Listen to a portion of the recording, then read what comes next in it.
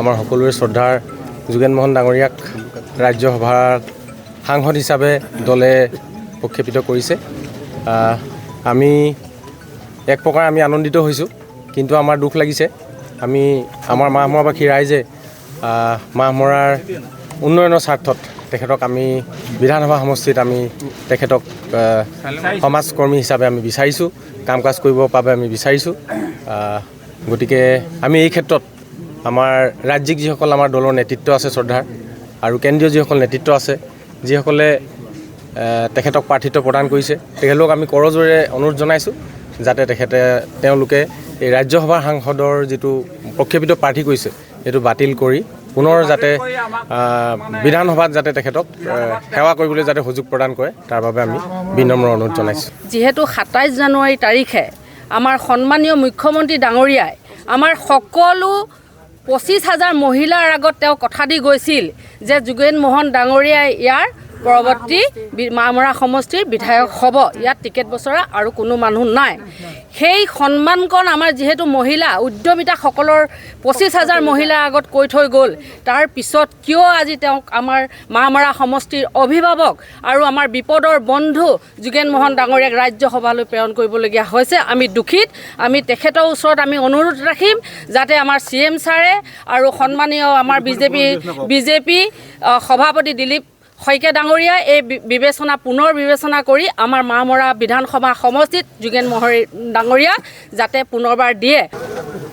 সকলোকে নমস্কাৰ জনাইছোঁ। আজি এটা খুব আমাৰ মাহমৰা সমষ্টিৰ কাৰণে এটা আমাৰ খুব দুখৰ দিন বুলি আমি অভিহিত কৰিছোঁ, যিহেতু আমাৰ মাহমৰা সমষ্টিবাসীৰ সুখত সুখী সুখত দুখী সকলো সময়তে সমষ্টিবাসীৰ লগত দিন ৰাতি একাকাৰ কৰি সময় দিয়া আমাৰ মাহমৰা সমষ্টিৰ সন্মানীয় বিধায়ক তথা অসম চৰকাৰৰ সুদক্ষ সুযোগ্য আৰু জনপ্ৰিয় কেবিনেট মন্ত্ৰী যোগেন মোহন ডাঙৰীয়াক হঠাতে আজি কেন্দ্ৰৰ পৰা যি নিৰ্দেশনা আহিছে তেখেতক ৰাজ্যসভালৈ মনোনীত কৰাৰ কাৰণে আমি এই ক্ষেত্ৰত সমষ্টিবাসীৰ